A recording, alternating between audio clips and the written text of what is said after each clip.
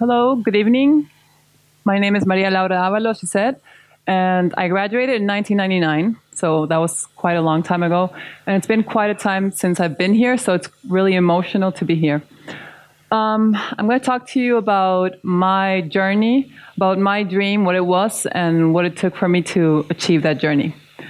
When I was here and I was a student, I wasn't exactly very gifted or very talented in sports. I was actually quite bad. I always had to try harder than everybody else.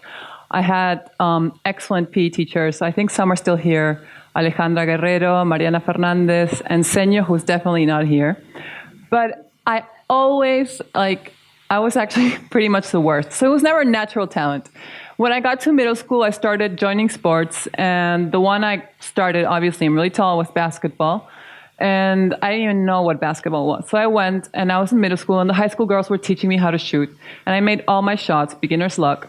So they were like, hey, come to varsity practice. Okay. And we did a practice that you had to do drills, and I got hit in the face, like smash, boom.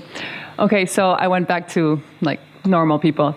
But what I did was I went every single day, either before or after practice. I would go and I would make 2 circles with chalk, and I would practice my layups. Left, right, left, up. Okay, you get the point.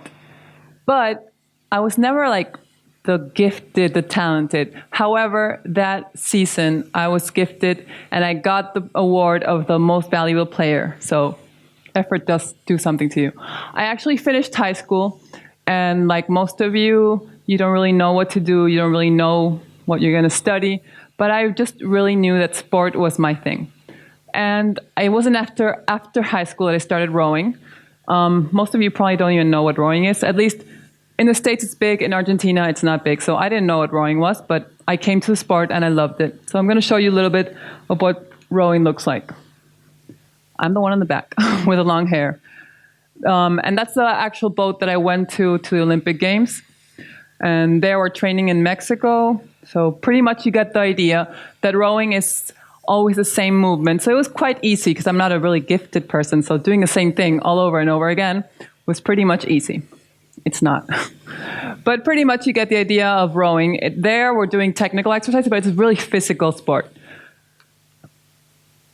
That's the same pair, always with Gabriela Best. We're really tall people. She's even taller than me. It's actually better for the sport to be tall. That's the other type of rowing you can do. There's scull and there's sweeping. That's in Canada.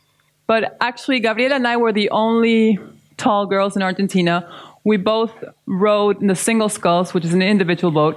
And in Argentina, usually they think like individual. They don't think in team, or they don't think on long terms. So we were always competing against each other. And once a coach said, you two should start rowing together. And we actually did. And we both became our best version together instead of individually. And our first regatta was here in Canada, in Henley. We only had about a week of rowing together. We looked really, really bad. But we were really good in the water. Like on practice, we were like, but racing, it was always on point. We actually won. As you see, we have a trophy there. So the coach said, okay, we're going to the World Championships in a month. So we had a month to prepare. And we actually went to Slovenia.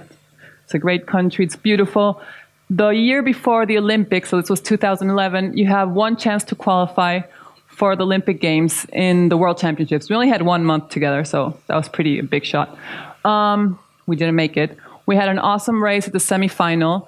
We were just like head-to-head with the Germans, with the Belarusians, but we didn't make it. Like a second, and we didn't make it.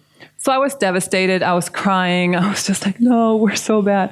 And Gabriela, my partner, was actually, no, we made an awesome race. I mean, we've only rowed together for a month. These girls have been rowing for a year, so let's do this. And that was actually quite a gesture from Gabriela, because either of us could have gone for the individual boat and qualified in Latin America. They have their own qualification, which is quite simple because there's only 6 boats and there's not that many countries involved in rowing. But we said, no, we're going to go for this boat. We're going to go for the pair. And we have to make it next year, the year of the Olympics, in Europe against the European countries. And there's only 2 spots.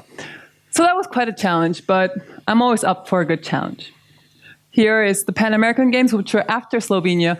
And that also gave us the confidence that we had a little more rowing together. And we actually beat the Canadians and the Americans. So we were like, okay, we're going on the right path. We also won gold in the quad with 2 other girls. More for the Pan American Games. That's Slovenia, I just told you about. And this is Lucerne. Lucerne, Switzerland. It's one of the best courses in the world. It's actually where always the qualification takes place because the conditions are perfect and they're fair for everyone. So what did it take to make it there? It took months of rowing, and rowing. Basically, when you row, it's you eat, you row, you sleep, you eat, you row, you sleep, like that. Every single day. You don't get days off. You don't get vacations. But I was so determined that I wanted to go to Olympic Games. Ever since I was a little girl, I don't know if it happens to you guys, but whenever the Olympics are on, I was just like staring at every single sport. Either it was curling or ping pong, whatever. I would just love it. And I knew I had to be there. I wasn't good at any sport, so I didn't know how I was going to make it, but I knew I had to be there. And eventually I came up with rowing, and rowing seemed to get me there. I became in the national team. I already had South American championships, Argentine championships, Pan American championships. So I was like, okay, we're confident. So what we did, if you have a goal and you're determined to do it, if you put the hard work and you make yourself a good team of work, you can make it. I'm like convinced that whatever you want to do and whatever you want to pursue, if you put the hard work, you're going to do it. So we actually had a special coach from outside the national team. We had a nutritionist. We had a psychologist. We had a whole team with us that helped us. You can't, I mean, if you have a really pretentious goal, you have to set up the right work group to accompany. So we were determined, and we did a tour. We were almost 100 days in Europe, in Serbia, Italy, Munich, and finally Lucerne. We had one shot. It was May 22nd of 2012. I still remember, and I can actually, like, if I close my eyes, I can see everything, what the weather was, what the sky was kind of grayish. And there's like cows with kettlebells in the start, and you're there nervous, and you're hearing the cows. But I was just so convinced and so energized, and I was so focused, and I knew deep within my heart that all I wanted to was to become an Olympic athlete. And usually rowing, we row in the morning, so it's like, oh, you get up, you have breakfast, and you go and you race. But for the finals of the qualification, they're in the afternoon. So you have like all day to be like nervous and think about it. And you don't want to eat, but you have to eat. And people from the media in Argentina were calling, so are you nervous? Yes, I'm nervous. But once we got there, we usually go about 2 hours before the race. And I do some yoga and stretching and think, and I just visualized what I wanted. And what I wanted was to be in the Olympic Games. So that day, and we were actually in a final for rowing. There's about 6 boats. There's actually 6 boats. And there were only 2 spots. So that meant 4 were not going to be in the Olympic Games. And we weren't like the fastest crew in the previous competitions. We were probably like 3rd or 4th. So we really had to work hard. And I actually go in the back. Gabriela's in the front. And the one in the front is the one that sets the rhythm. And usually my strategy was I would just call for 10 strokes harder every 500 or 250 meters. The regatta is 2,000 meters. But this time I was just so hyped. I really wanted it. So we actually went out harder than we ever did before. And Croatians and Belarusians were like, hey, what happened with Argentina? They're like, way fast. And we were there with Germany, and I was like, this is our chance. I'm not letting it go by. And every like 40, 30 strokes, I'd be like, 10, go. And I wouldn't even count 10. I'd be like, 10, go. So we would just be asking and asking. And I knew we were like, I can actually remember the regatta. It was 6 years ago. And I remember like a movie.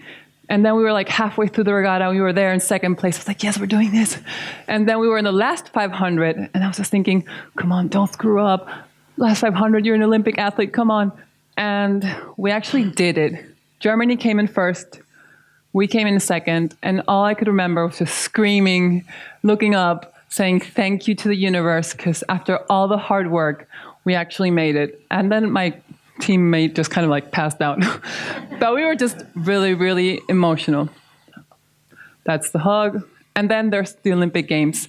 So basically the journey wasn't easy, and we had a lot of fights because 2 women, 100 days in Europe, rowing every single day. And rowing gets you really tired, and your back hurts, and you're emotional. but it was all worth it. So basically what I want to tell you is that if you have a dream, it doesn't have to be sports, because maybe you don't like sports. Maybe you like singing, maybe you like acting, maybe you want to be a president, you want to change the world. Whatever your dream is, you have to dare to pursue it. You have to find yourself the right group of people that will help you get there and just go for it. Was it hard? Yes, it was so hard. It was exhausting. I wrote for 16 years at international level, but I don't regret a thing. I met the most incredible people. I went to the most incredible places, and it was totally worth it. So whatever your dream is, dare to pursue your dream. Thank you very much.